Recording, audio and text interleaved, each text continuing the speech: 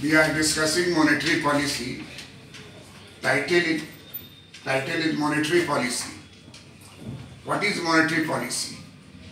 What it is? What is objectives of monetary policy? What is the weakness of monetary policy? What is the role of monetary policy? Competitive role or complementary role with fiscal policy? Our discussion will be based upon all these points in detail. So we are gathered here to know about the monetary policy. As we know that in any economy of the world, not only India but any economy of the world, there are 189 nations in the world which are member of IMF and IBRD. Recently, regarding Paris Consensus, US declaring that US is with 200 nations of the world. It means there are 192 nations in the world, but few nations are not a member of UNO. So altogether 200 nations are in the globe.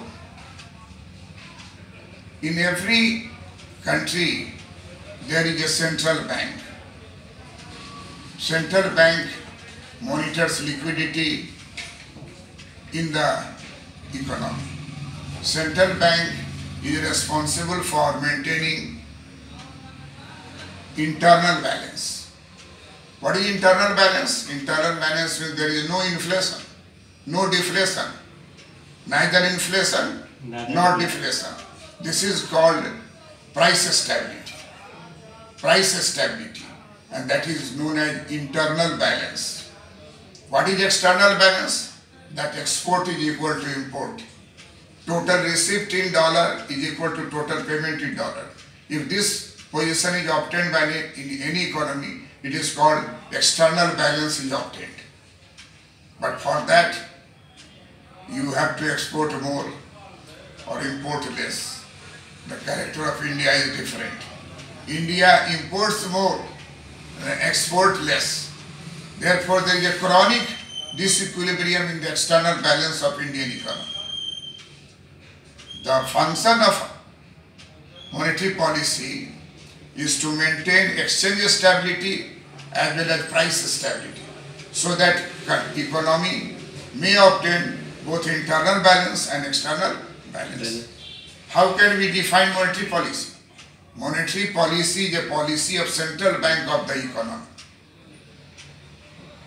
Central bank of the economy, its operations, its instruments, all these are collectively operated and run by monetary authority, and monetary authority is RBI in our country.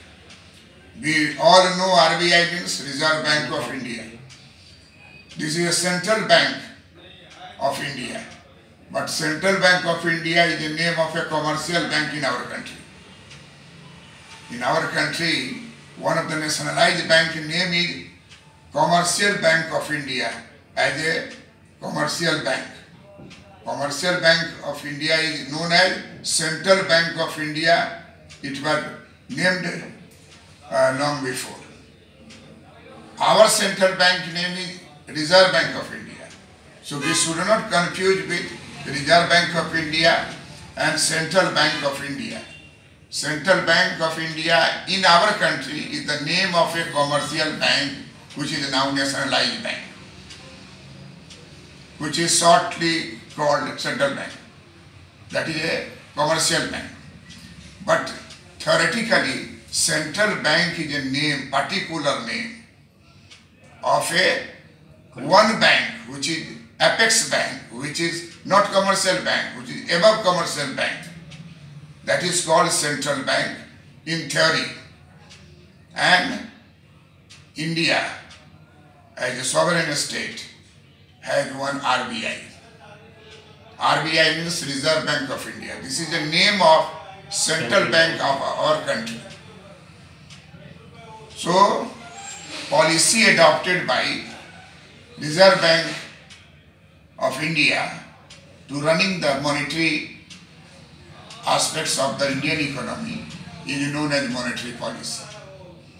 Monetary policy is a policy which is run with the help of monetary instruments. What are the instruments of monetary policy? Instruments of monetary policy are those instruments which are used to obtain stability in price, which are used to obtain stability in exchange rate. What is the instrument? Number one is bank rate and interest rate. What is number two? Open market operations. Open market operations, which means selling and buying. Selling and buying of government securities. No government security. Selling and buying of RBI bonds. RBI bond. To commercial banks. Commercial banks. And in that way, commercial bank can take out fund from the central bank can take out fund from commercial bank, or central bank can give more fund to the commercial bank. This is known as open market operations. Open market operations. And third is CRR, cash reserve ratio. This is determined by central bank. In our country, 0% to 15% is the range of CRR. In 1973, it was 10%. In 2018, it is 4%. So there is a declining trend in CRR in India as well as in other countries of the world.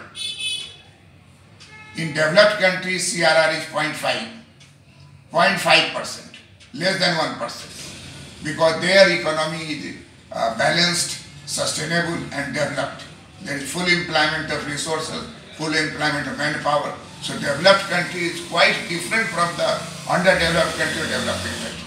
We can't put their policy 100% in our country. As they can't take our economy 100% in our economic policy 100% developed country. You might remember His Excellency President of USA arrived in India for a few days, and there is a calculations that 1 week of his life is now reduced because he had to live in India in a pollution which is not sustainable for US President body. So this will harm upper side. When will you die? If you are in a polluted place, you will die earlier. So President of USA lost 1 week their longevity. Think that why big people come in India and fly from India same day or after. They don't want to stay here. But if you go to US, if you go to Canada, if you go to London, then you will feel yourself very much secure in terms of longevity. Due to high level of medical care, due to less pollution, due to less polluted water to drink, there is fruits, organic fruits, there is vegetables, organic vegetables. So everything is in developed state. This is the goal of our country, to become developed country. For that we all have to contribute. Government cannot do alone. So monetary instruments are, another monetary instruments are SLR. That is statutory liquidity ratio.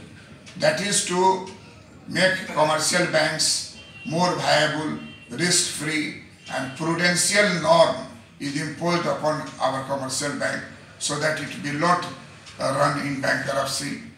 They may not use public money in a very irresponsible way. So in our country, there is a prudential norm on commercial banks operations by RBI.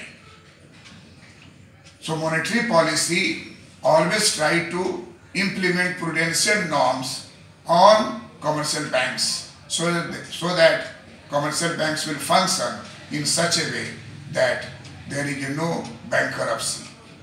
There is every time availability of fund for a depositors. Depositors cannot feel fund crisis, fund crunch. They come to the bank, give a check, get the cash, return back. They have not to wait for that. This is the system which commercial bank has arranged in the asset distributions of commercial bank. They distribute their investment policy. Investment policy is to distribute assets and liabilities of commercial bank in such a way that there is always liquidity and always profitability. There must be a balance between liquidity and profitability. Commercial banks will get liquidity as well as profitability, and therefore you have studied at your graduation level or in GS that principles of commercial bank investment policy, principle of investment in commercial bank is decided by RBI. So there is ascending order of profitability. Nahin. Think again. Ascending order of liability and descending order of assets. Descending order of Profitability. Profitability, no. Profitability is 0 in cash balance. So you start from 0, 1 to 3.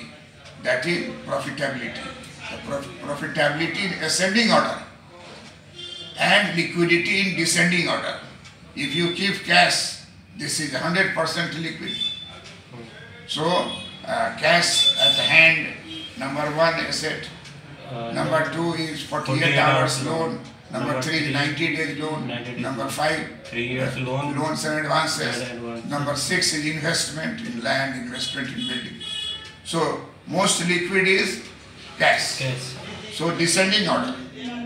Assets are distributed by commercial bank in ascending order of profitability and descending order of liquidity. And if they follow this principle fixed by RBI, followed by commercial bank will be always in a balanced position.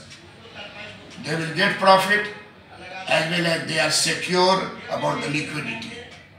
They can entertain any depositor at any time banking hour. So instruments of monetary policy are bank rate, interest rate, buying and selling of bonds, that is known as open market operations. Then CRR, variation in CRR. Cash reserve ratio may vary if it is required.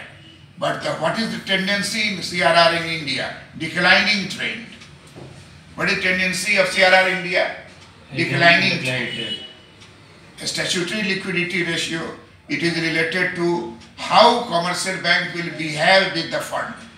They receive fund and they have to deposit 4% to the RBI as CRR. Then again they have to put 19.5% of the fund in the purchase of government securities, which you have uttered earlier. Government security, that is known as first class bond, that is known as gilt-edged security. Gilt-edged security is that security on which you can never doubt. It is written that maturity date is such, on that date you can get money. There is no doubt on gilt-edged security, which is guaranteed 100% by Government of India.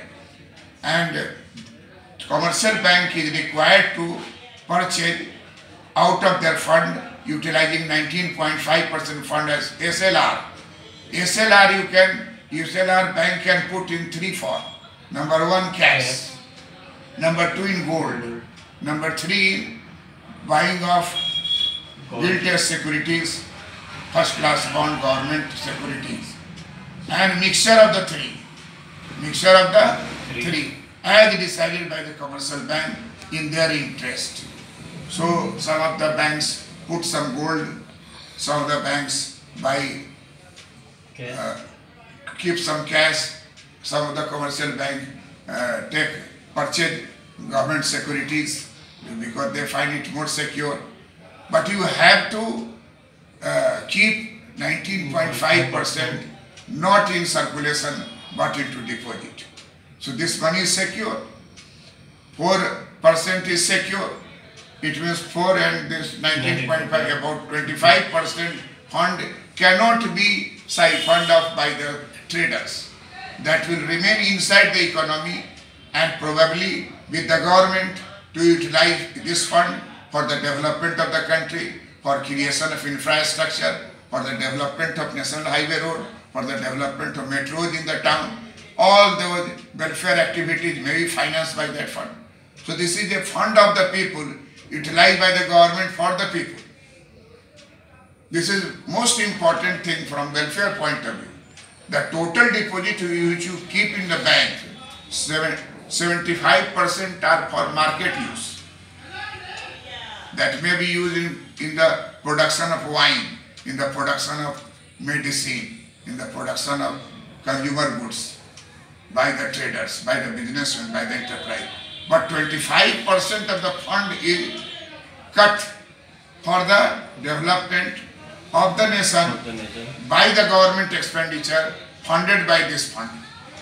Therefore, it is said that the commercial banks play important role indirectly in the development of the country by keeping SLR and CRR and putting that money to the government for the expenditure on welfare programs, for the expenditure on the development of national highway.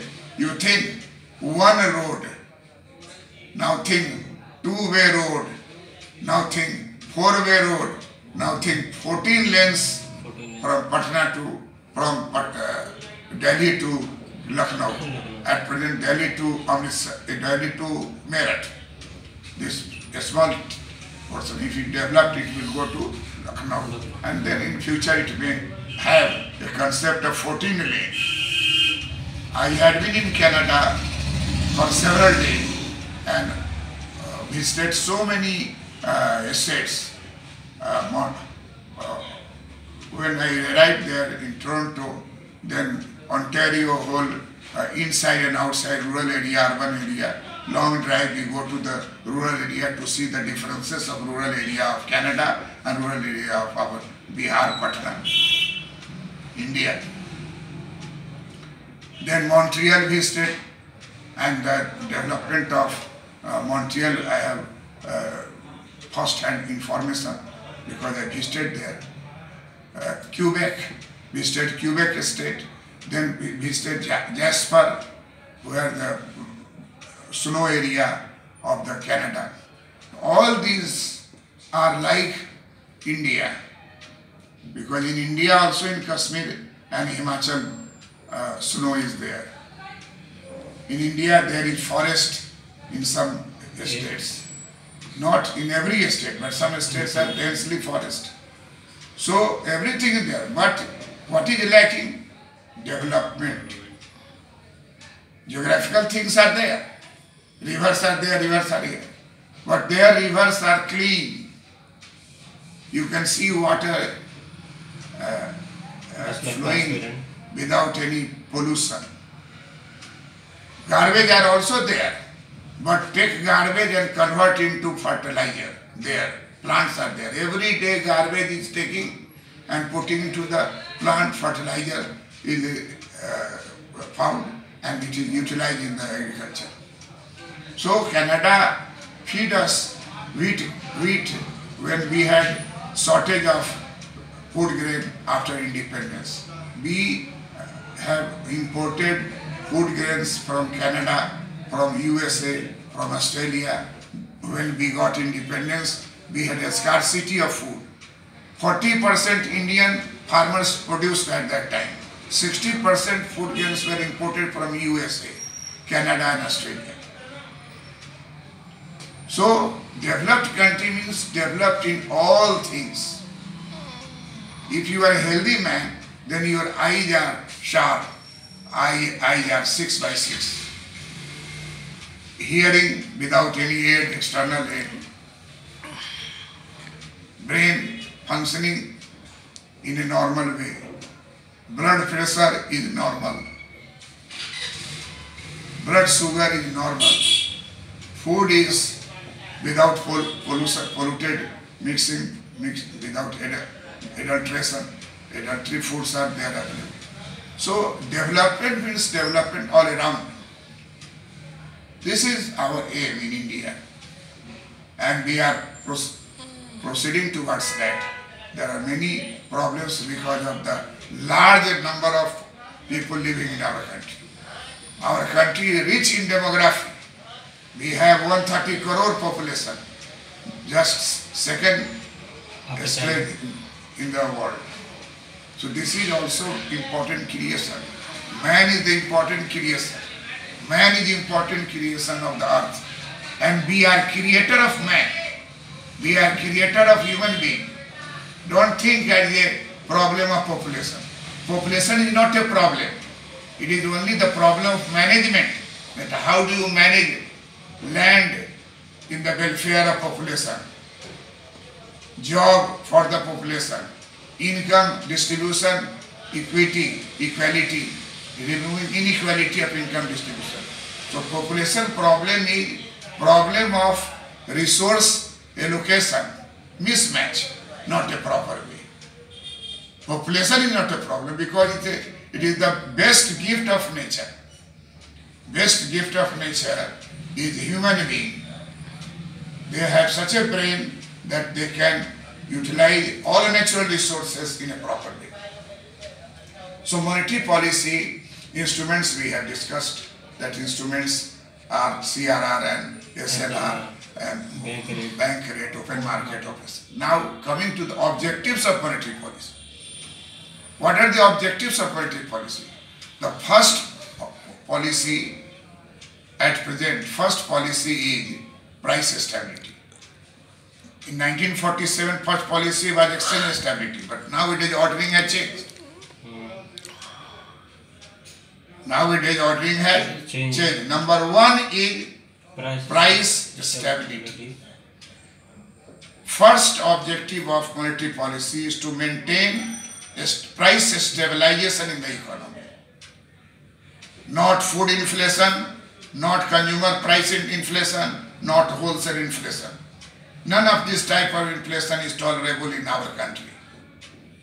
We segregate consumer price index number items and we segregate food items outside and calculate index number, that is known as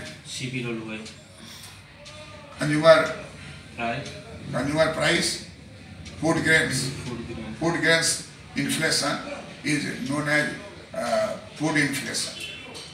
So the objective is to maintain price stability, not only of mobile phone, not only of car, not only on petrol side, but we have to think about the eatable items, grains, food grains, cereals, pulses, eggs, milk, butter, fruits, vegetables, all these are items of food inflation. In our country, sometimes food inflation is more powerful to increase inflation than the commercial other industrial goods. Industrial goods price in a oligopolistic market, in a multinational company market, it is more or less stabilized. There is price rigidity in oligopolistic multinational companies. They never change their price frequently. It is about the goodwill of the company. They maintain price stability, whatever be the level of price. But food grain prices are very unstable. It is unfortunate that the farmers are very laborious. They utilize green revolution and produce large quantity of food grains. Then what will be the future of farmers? Farmers will be in bankruptcy because large quantity of food grains in the market will put price down, and price will be such a low that you might have heard that a person from Maharashtra, onion seller, had sold all the onions at a very cheap rate and sent that money to our Honorable Prime Minister's fund, relief fund. As a token of their problem that food grain prices are not stable. Food grain prices must cover cost of production of the farmer plus 100% of the cost should be added to the price. If cost is 10 rupees, then price of food grain should be fixed 20 rupees. This 20 rupees will take in terms of tax or profit. Agriculture is not taxable in our country. So farmers' income will be double.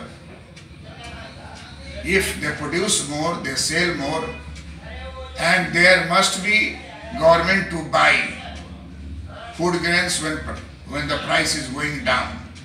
In our country, this is done by FCI. Food Corporation of India will buy back all food grains so that price of food grains may not decline below the cost. So in agriculture has a peculiar character that if they produce more, they will be bigger, pauper, because elasticity of demand of food grain is inelastic, less than 1. You can't eat more if the price of rice is very, very low. You can't eat more vegetable if the price of vegetable is very low. Elasticity of food grain is 0.8, that is less than 1. Therefore, larger production means overstock of the food grains in the market. Price will go down, farmers will be hard hit. There is suicide of the farmers. Why this society is there? Because of the losses they incurred in their expenditure on food grains and not returning from the selling of the food grains. This is not found in industrial sector. No industrialist suicide. No industrialist, you have not seen in the newspaper that industrialist opted for suicide, not to repay huge amount of NPA of the commercial bank. 80 lakh crore, this figure you may check, NPA of the commercial bank.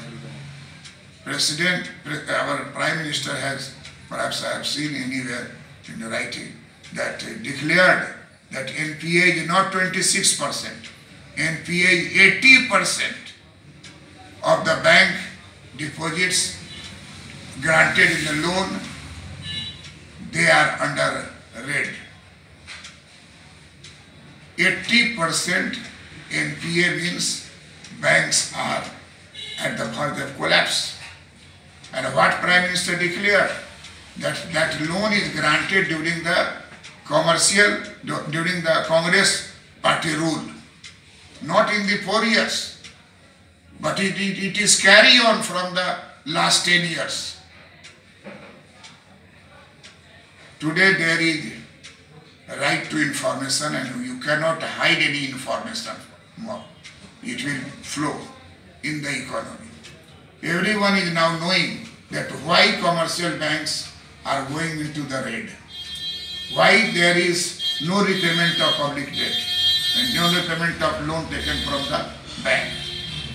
And therefore some justification is arrived for the waiving of loan to the farmers. Farmers are getting a relief that they have not to repay their loan, government will pay. Think, a farmer which had taken loan go for suicide. An industrialist who had taken loan left abroad to enjoy the life there. But there is a law. Everyone has to work within the law.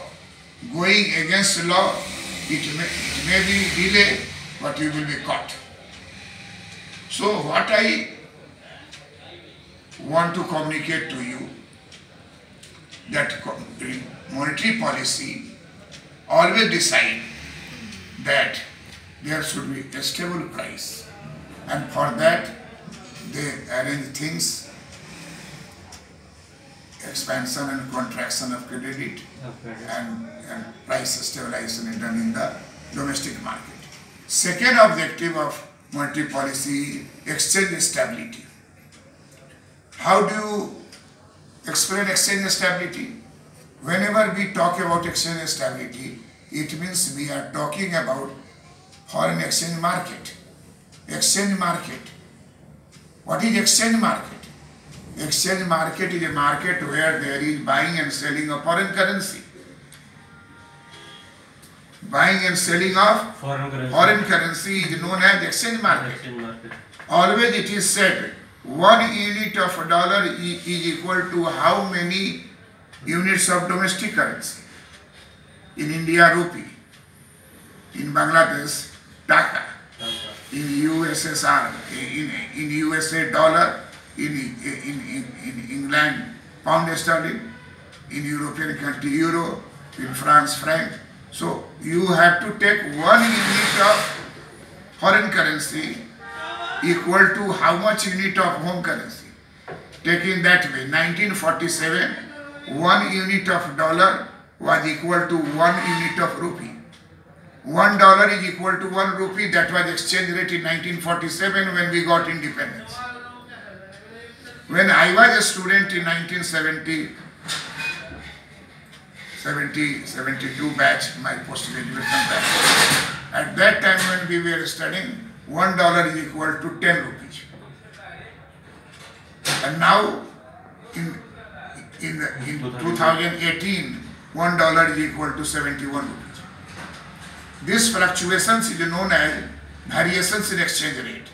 The exchange rate is always explained in terms of 1 unit of foreign currency into domestic currency. And how many units of domestic currency. That is your choice. But 1 unit is a fix. Your choice. If you are willing to have more and more dollar, then you will ready to pay 71, 72 to get $1. Because we have to buy petrol. And we all know that the situation of India is alarming. 84% of petrol is purchased from world market and 16% petrol is produced in the country. This is a mismatch. There must be general public awareness about that. You have purchased car, no doubt you purchase car, enjoy car, but one day and 6 days you use public transport. You use metro.